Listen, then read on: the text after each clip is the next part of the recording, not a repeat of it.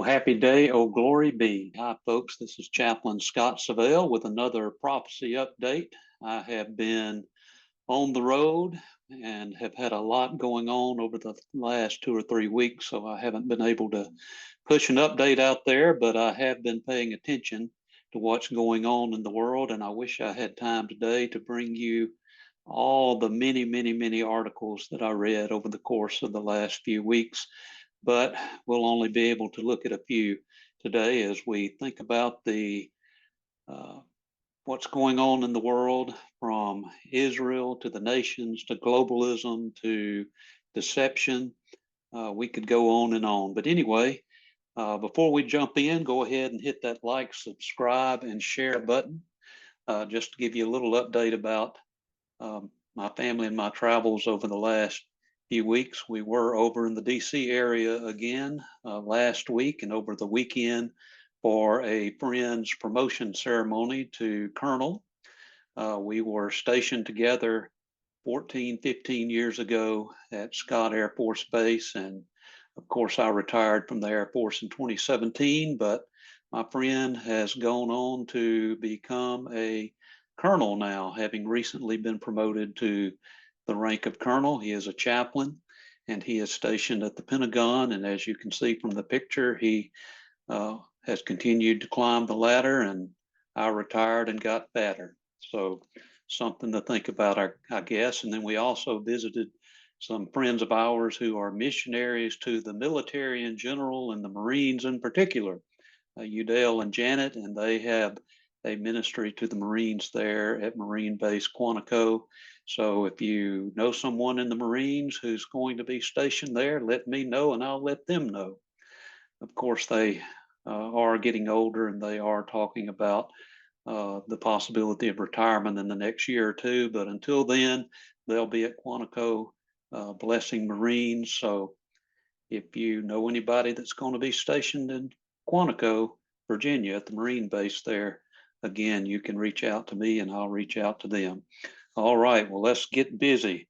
A lot to go through today as we try to look at all the things going on in the world and how they might relate to Bible prophecy. And we'll start in the center of the world, the nation of Israel. In fact, we'll start in the center or the navel of the world, as the Bible refers to it, the city of Jerusalem. And a member of the Knesset presents a plan to divide the Temple Mount between Jews and Muslims. And so this article appeared in the Jerusalem Post, and it also appeared on Israel 365. And that's the article I have here. In an interview with the Hebrew news site Zaman Yisrael, I'm probably pronouncing that wrong, that was published on Wednesday, Knesset member MK Amit Halevi suggested a plan to divide the Temple Mount equally between Jews and Muslims. According to his plan, the Muslims will receive the southern area, including Al-Aqsa Mosque, and the Jews will receive the central and northern area of the mountain, including the Dome of the Rock. In order to implement this plan, he suggests removing Jordan from its custodianship of the holy site. So the article goes on to discuss his plans or his thoughts and ideas about dividing the Temple Mount between the Jews and Muslims. Well, you can imagine how the Palestinians might react to this. This article in the Jerusalem Post appearing on June the 13th. And by the way, the previous article appeared on June the 11th. So 2 days later, Palestinians rail at Likud lawmakers' proposal to divide the Temple Mount. The Palestinian authorities, Mohammed Shatalia, I can't pronounce that either, but I believe he might be the prime minister or president of the Palestinian Authority, warned that a plan to divide the Temple Mount between Jews and Muslims would cause, quote, overwhelming anger, unquote. And the article goes on to say that the results of this overwhelming anger cannot be expected. I believe he might have meant cannot be underestimated. Palestinian Authority Prime Minister Mohammed Shataya warned on Monday. And so he presented these remarks to the opening of the Palestinian Authority cabinet there in Ramallah. So this may seem far-fetched, it may seem impossible, but the point I want to make is actually twofold. Number one, the Bible predicts a Jewish temple on the Temple Mount in the last days. And the Bible predicts, it doesn't tell us exactly when in the last days it will be rebuilt, but it does tell us it'll be in full operation by the midpoint of the tribulation. But as far-fetched and impossible as this scenario might seem, the Bible predicts it. Therefore, we know that somehow, some way, it's going to work out at some point. In Revelation chapter 11, verses 1 through 3, and then there was given me a measuring rod like a staff, and someone said, "Get up and measure the temple of God and the altar, and those who worship in it. Leave out," this is the key verse for me, "leave out the court which is outside the temple, and do not measure it, for it has been given to the nations, and they will tread underfoot the holy city for 42 months, and I will grant authority to my two witnesses, and they will prophesy for 1260 days clothed in sackcloth." So again, the Bible predicts a third Jewish temple on the Temple Mount at some point in these last days, and that it will be in full operation by the midpoint of the tribulation, because at the midpoint of the tribulation, we know from Bible prophecy that the Antichrist will go into the Holy of Holies, declare himself to be God, and demand worship. Jesus predicted this, Daniel predicted this, and Paul predicted this as well. Daniel chapter 9, verse 27 is Daniel's prediction. 2 Thessalonians chapter 2, verse 4 is Paul's prediction. But in Matthew 24, verses 15 through 22, Jesus makes the prediction as well. He says, and he refers back to Daniel here. He says, "Therefore, when you see the abomination of desolation, which was spoken of through Daniel the prophet, standing in the holy place, let the reader understand. Then those who are in Judea must flee to the mountains. Whoever is on the housetop must not go down to get the things out that are in his house. Whoever is in the field must not turn back to get his cloak. But woe to those who are pregnant and those who are nursing babies in those days. But pray that your flight will not be in the winter or on a Sabbath, for then there will be a great tribulation, such as has not occurred since the beginning of the world until now, nor ever will."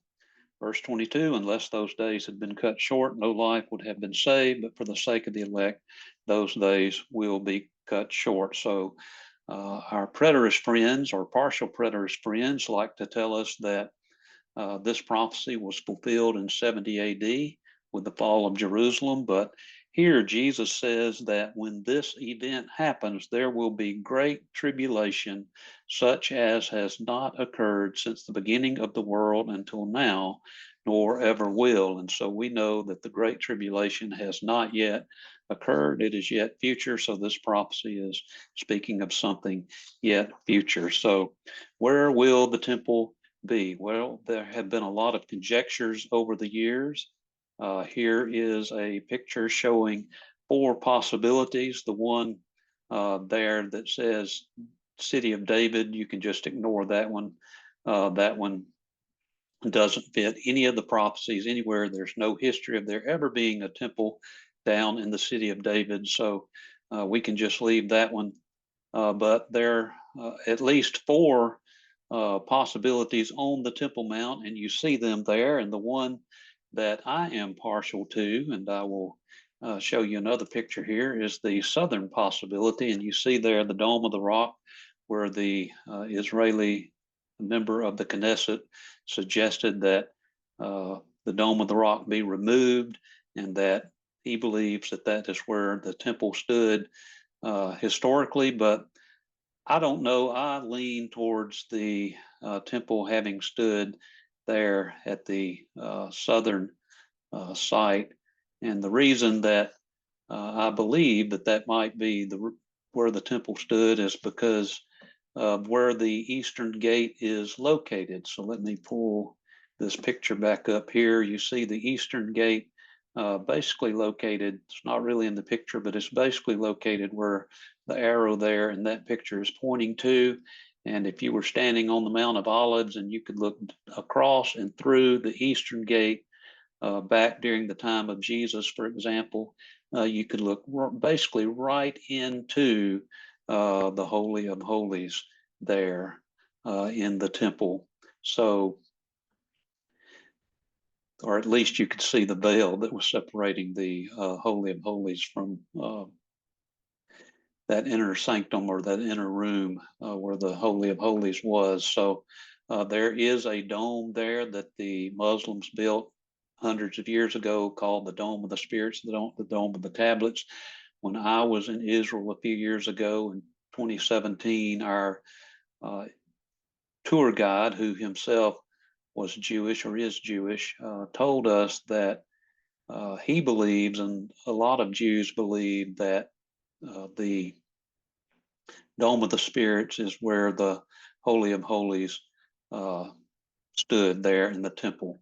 So I think I said it was the southern conjecture, but it's actually the northern conjecture. I'm sorry, it is the southern conjecture. I get my directions mixed up sometimes when I'm looking at the Temple Mount. But anyway, something to think about. I mean, the fact that they are talking about this should indicate the lateness of the hour. So let's stay in Israel for a few more minutes and talk a little bit about anti-Semitism, which is, as Andy Wood says, this irrational hatred of the Jewish people. And the reason it's irrational is because it's supernatural. It's coming from the demonic, it's coming from Satan himself. But this article in the Jerusalem Post on June the 14th, BDS celebrates Egypt border terrorist in Arabic Facebook post.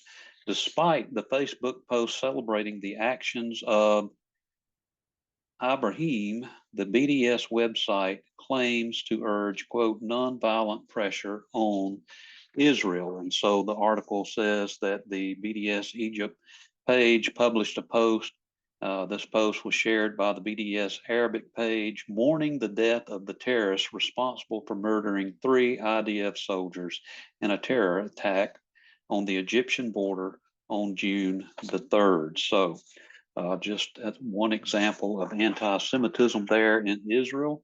Another article also from the Jerusalem Post on June the 14th of this year, Jewish anti-Israel conference sparks controversy in Canada. So anti-Semites are everywhere. The Independent Jewish Voices is holding a conference in which a number of controversial anti-Israel speakers are set to take part. The Canadian organization Independent Jewish Voices will hold its 15th anniversary conference and annual general meeting titled Anti-Racist Solidarity and the Fight for Justice in Palestine this weekend. While the organization claims to represent Jewish voices, its controversial stance and selection of speakers have raised concerns within the Jewish community in Canada. Critics argue that the agenda promotes a one-state solution, undermines the legitimacy of the Jewish state, and aligns itself with individuals known for their anti-Israel views. So again, BDS stands for Boycott, Divestment, and Sanctions. And this group actively promotes these things against Israel. And so anti-Semitism.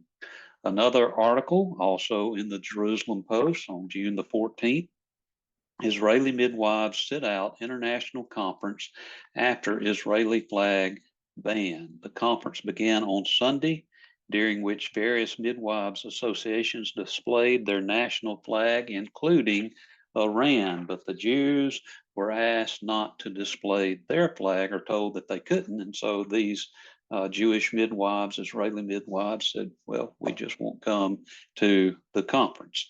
The article says this Israel Midwives Association decided to not take part in the International Confederation of Midwives Congress meeting in Bali, Indonesia, after the Confederation informed the association that they would not be permitted to display the Israeli flag.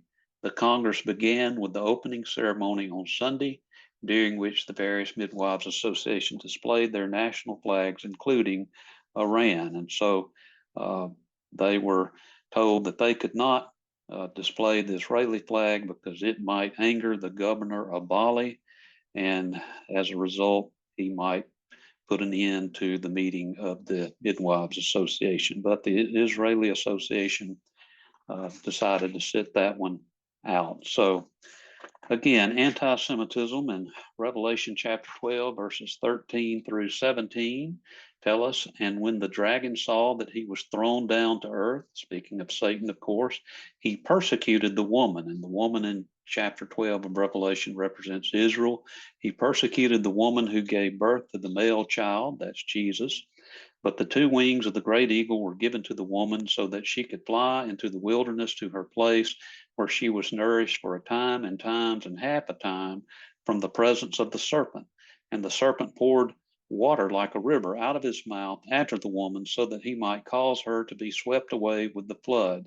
But the earth helped the woman, and the earth opened its mouth and drank up the river which the dragon poured out of his mouth. So the dragon was enraged with the woman and went off to make war with the rest of her children who keep the commandments of God and hold to the testimony of Jesus. So irrational hatred of the Jewish people, anti-Semitism can be traced all the way to Satan himself. It is supernatural. That's the reason it really can't be explained. That's the reason it does seem to be irrational, because it is irrational. This one group of people that Satan hates so much that he leads the world in anti-Semitic attacks against Israel. Now, because of anti-Semitism around the world, we have another phenomenon or activity that is happening as a result of that, but also because God prophesied that it would happen, and that is what we call Aliyah. Some people pronounce it Aliyah, but either way, the word means ascent, and it has come to mean Jewish immigration to the Holy Land. So Jews returning from all over the world to the Holy Land. The Bible predicts this for the last days. And although we see what we might call a slow trickle now, leading up to the start of Daniel's 70th week, I believe very early on during that time, we will see, well, we won't be here, the church, but the world will see a mass return of Jews to the nation of Israel. But this article appearing in the Jerusalem Post back on June the 9th, Law and Order actress Diane Neal talks moving to Israel and her future plans. And she opened up about the reason behind her life-changing move, her future plans, and her takes on the Israeli political situation. So we won't get into all the politics, but she says, quote, "I love Israel and I have always been a Zionist. And I believe that the state of Israel is necessary and it should exist.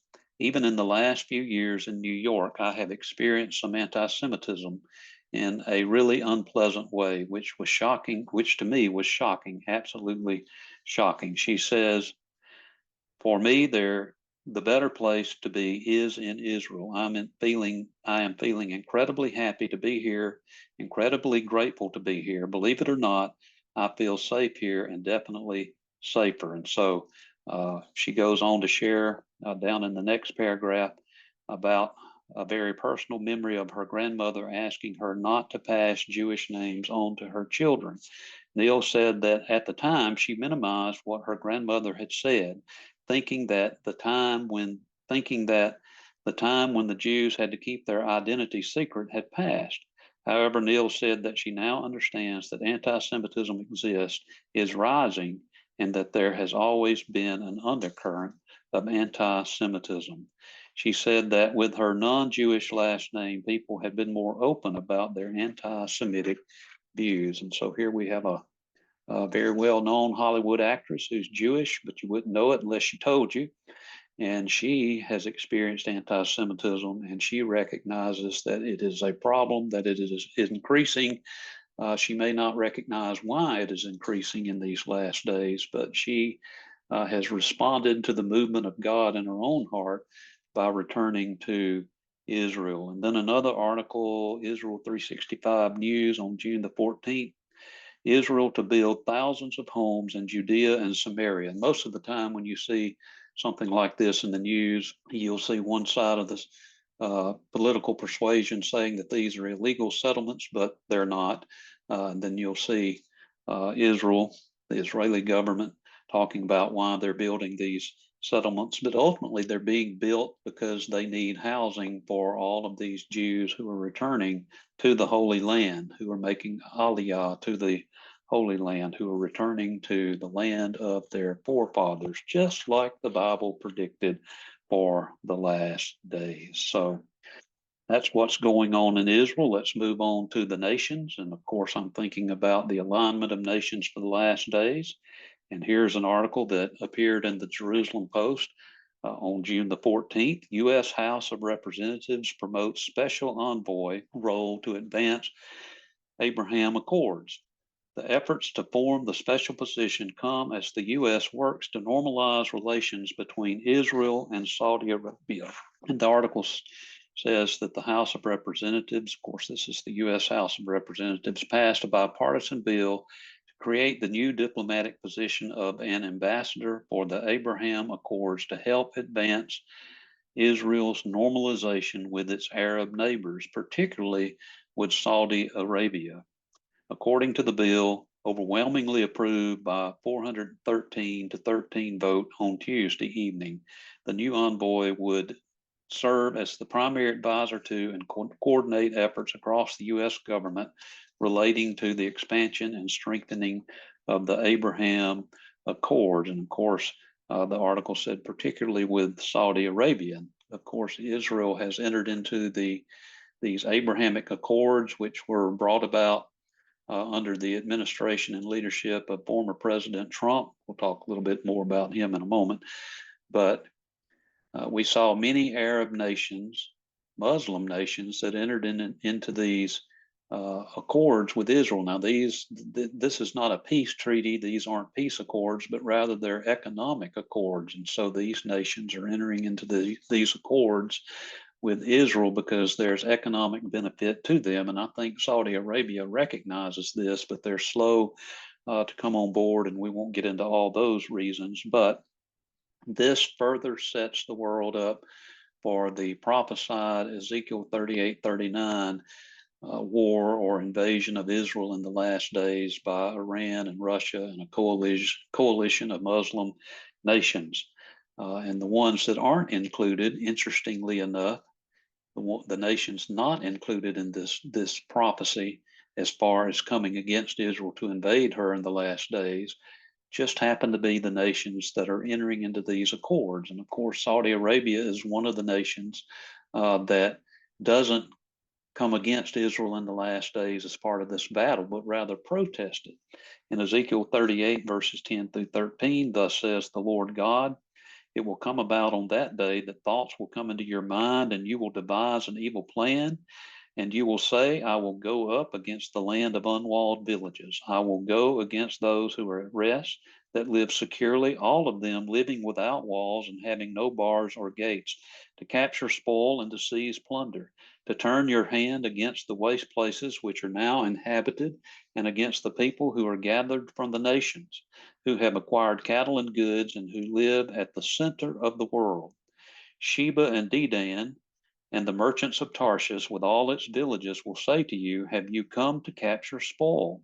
Have you assembled your company to seize plunder, to carry away silver and gold, to take away cattle and goods, and to capture great spoil? So these nations come down against Israel in the last days to destroy her, but Russia's involved, we believe, because she's coming after spoil, and I'm sure the other nations are as well, but a number of nations are not involved in this invasion, and some nations actually protest the invasion, and one of those nations will be Saudi Arabia, and we see that here in verse 13 with Sheba and Dedan. We believe that those can be located there in modern day Saudi Arabia. So things are moving quickly, folks. The trends that point to the soon start of the 70th week of Jesus and ultimately the soon return of Jesus for his church are accelerating and they are converging. Here's another article as we think about the nations, wars and rumors of wars. This article came from the Jerusalem Post on June the 7th. On the brink, unpacking Israel's unilateral strike threat against Iran. And Israel has been concerned with Iran's nuclear program for quite some time, and rightfully so. And they have stated on more than one occasion, if Iran continues with its nuclear program and it becomes likely that they're going to develop nuclear weapons, which we all know that that's what Iran wants to do. In fact, they've said as much in the past, but Israel has said they will go it alone if they have to. This article says the reality in our region is changing rapidly. We are not stagnating. We are adapting our combat doctrine and our possibilities for action in keeping with these changes, Netanyahu said at the meeting, which was held at an underground military bunker in Tel Aviv. We are committed to acting against the Iranian nuclear program, against missile attacks, and against what we call a multi-front campaign. So that's one article, but then another article that caught my attention, also from the Jerusalem Post, on June the 14th of this year. What will happen in Israel's home front if the IDF strikes Iran? Home front command drilled a scenario in which about 100 civilians would be killed and about 1,000 would be wounded. The article says last week the home front command, led by Rafi Milo, conducted the firm hand exercise simulating a multi-front conflict during which the Air Force drilled, among other things, strikes on targets in Iran. According to the scenario, in response to the attacks, missiles will be fired at Israel from Iran and by pro-Iranian Shiite militias from Iraq, Syria, Lebanon, and the Gaza Strip, with most of the hits being in the northern areas and Haifa. All of this will likely be accompanied by violent disturbances within Israel. In such a scenario, emergency services would be faced with more than 1,000 sites of destructions, including 500 in serious condition, in addition to about 2,000 residents without a response in open areas. The scenario also included damage to the electricity and water infrastructure, IDF bases, and population centers. So the exercise indicates it would not be some walk in the park if and when Israel strikes Iran. And let me just add, if they do strike Iran, and I believe the possibility is extremely high that they will, Iran will not be totally wiped out, because the Bible predicts that Iran will be part of this invasion in the last days that will come down against Israel. So when that battle takes place, it could take place anytime, I believe, before the rapture, after the tribulation begins. I'm personally leaning towards either in the early days of the tribulation period or even as early as 3.5 years before the tribulation. And that's because of a passage in Ezekiel 38 that speaks of Israel burning the weapons of war for 7 years. And so we know that midway through the tribulation, Israel has to flee because the Antichrist is pouring out his wrath, his anger there on the Jewish people from the midpoint forward. And so it would seem to me, if they're going to burn weapons for 7 years, that this battle might take place 3.5 years before, but it could very well be that they are able to take some of these weapons with them to the hiding place in the desert, which we believe to be Petra, and continue to burn the weapons there. So anyway, it'll all work out. Don't worry. The Bible predicts it. It will definitely work out. So let's move on now to globalism. Back to President Trump. We all know that President Trump has been charged with 37 politically motivated counts, if you want my opinion. I'm flabbergasted, but not really here to talk about that today. But this article from the Seattle Times, and let's see if we have a date here. Looks like it was June the 14th. A lot of articles today released on June the 14th. Everyone's got something to say about Trump, except world leaders who might have to deal with him. And this comes from the Associated Press from Brussels. In the final days of the 2016 U.S. election campaign, European leader Donald Tusk could no longer contain himself. One Donald is more than enough, he wrote on Twitter. When Trump was elected less than a week later, it made an awkward start to what proved to be 4 difficult years of transatlantic relations. As Trump becomes the first former president to face federal charges that could put him in jail, many Europeans are watching the case closely. But hardly a single world leader has said a thing recently about the man leading the race for the Republican Party nomination. Few European leaders would welcome Trump's reelection. His policies on climate trade and security clashed with European interests and sensibilities, and many fear that he would withdraw robust U.S. support for the war in Ukraine. The whole, quote, the whole world has the same concern. We hope that the U.S. election restores a bit of rationality, said Jose Pio Borges, president of the Brazilian Center for International Relations think tank, said Tuesday.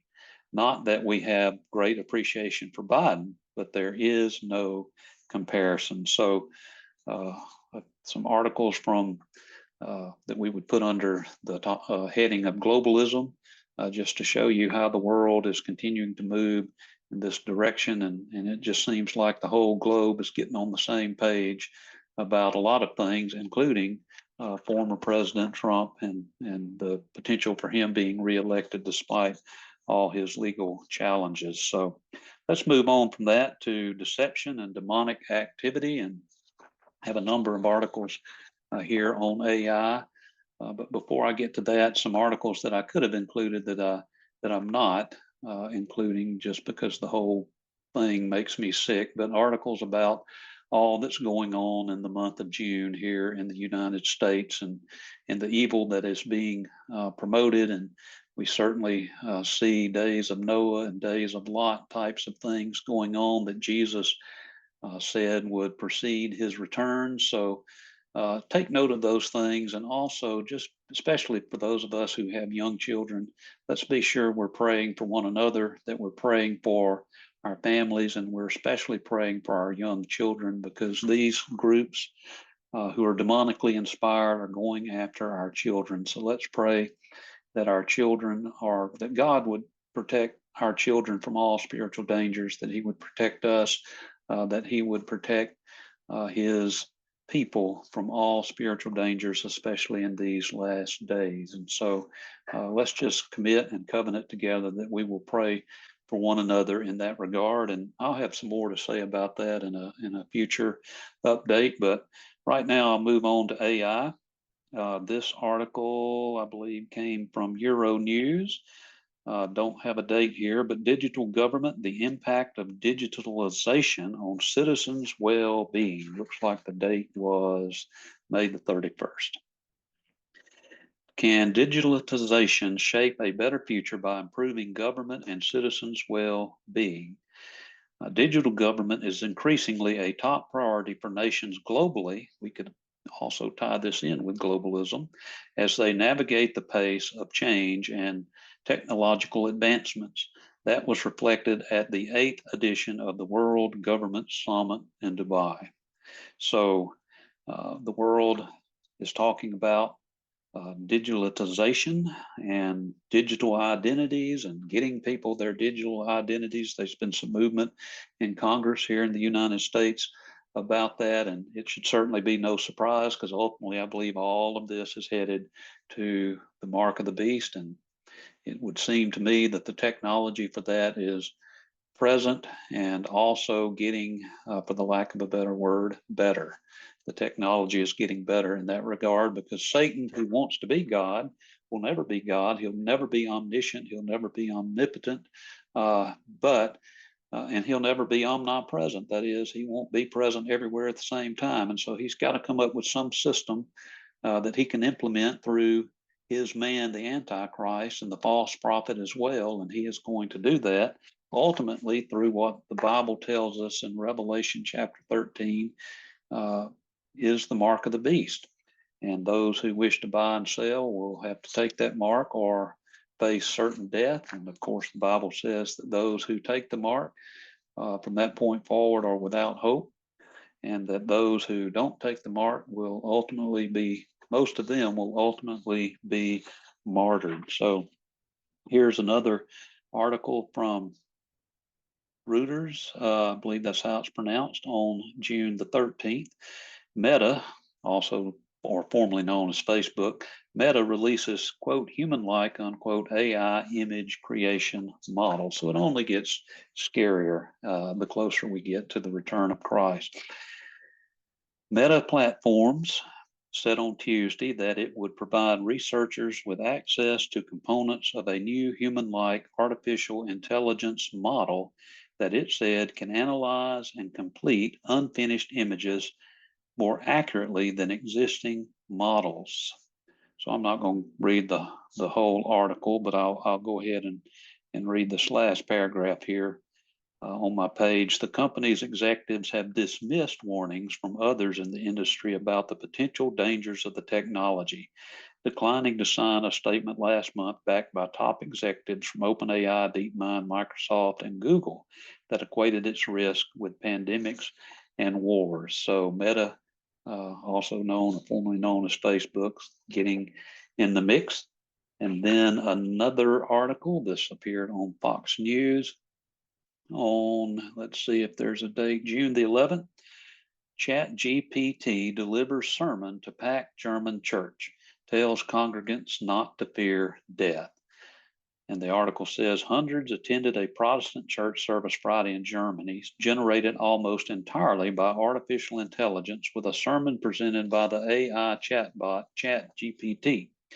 The chatbot, which presented as a black man with a beard above the altar of St. Paul's Church in Bavaria, told the packed congregation not to fear death, according to the Associated Press. Quote, "Dear friends, it is an honor for me to stand here and preach to you as the first artificial intelligence at this year's convention of Protestants in Germany," unquote, the AI avatar said. The service was attended by more than 300 people. It lasted 40 minutes. It featured prayers and music in addition to the sermon. And a theologian at the University of Vienna helped to or use ChatGPT to craft the event. So more about AI. And then one final article before I make some closing comments. Paralyzed man, this came from Fox News as well on May the 25th. Paralyzed man regains this simple pleasure thanks to AI digital bridge. A paralyzed man has regained the ability to walk thanks to artificial intelligence powered implants that reestablish communication between the brain and spinal cord, researchers said. So as I read this, you can almost hear messianic declarations in the background. The lame will walk, the blind will see, the deaf will hear. Going on with the article, quote, "Now I can just do what I want. When I decide to make a step, the stimulation will kick in as soon as I think about it," adding that he now has freedom that I did not have, and that between the surgeries and therapy, it has been a long journey to get here. The 40-year-old Dutchman was left paralyzed following a cycling accident 12 years ago. And the article goes on to say the device that has allowed him to walk is the result of a decade of research building on the work of French neuroscientist Gregory Courtin. The research, combined with cutting-edge technology and intensive training, can stimulate the lower spine and help someone with a spinal cord injury walk again, according to the science journal Nature. The final jump that brought the whole project together involved a new brain-computer interface, which doctors can implant into the brain and at the base of the spinal column to create a digital bridge. The interface uses AI-powered algorithms to decode brain recordings in real time and allow the computer to determine how the patient wants to move their legs, according to France. So this is something.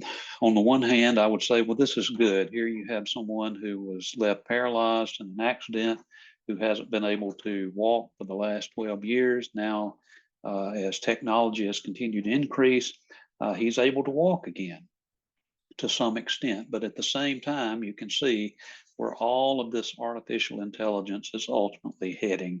And I believe it is further setting the stage for what's going to take place in Daniel's 70th week.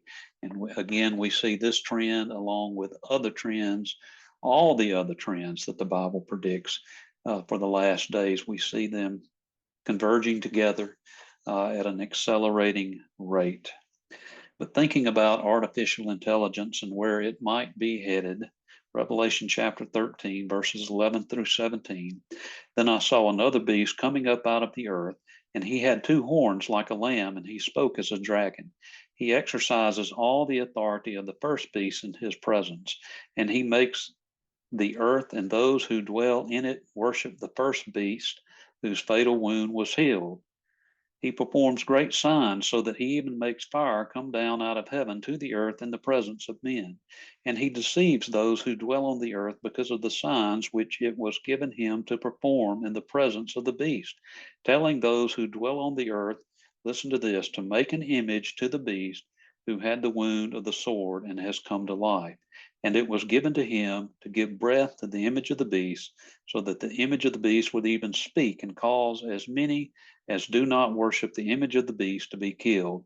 And he causes all, the small and the great, and the rich and the poor, and the free men and the slaves, to be given a mark on their right hand and on their forehead.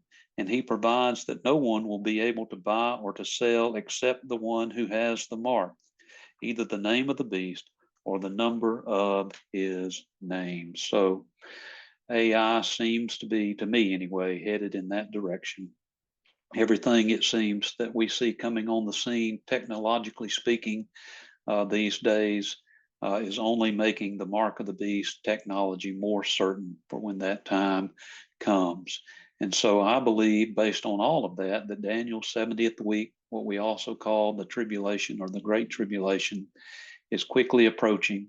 But before that, we know that the Bible teaches that Jesus is going to return for his bride, the church. And we call that event the rapture. I know there's some debate out there on whether it's a pre-trib rapture, mid-trib rapture, post-trib rapture.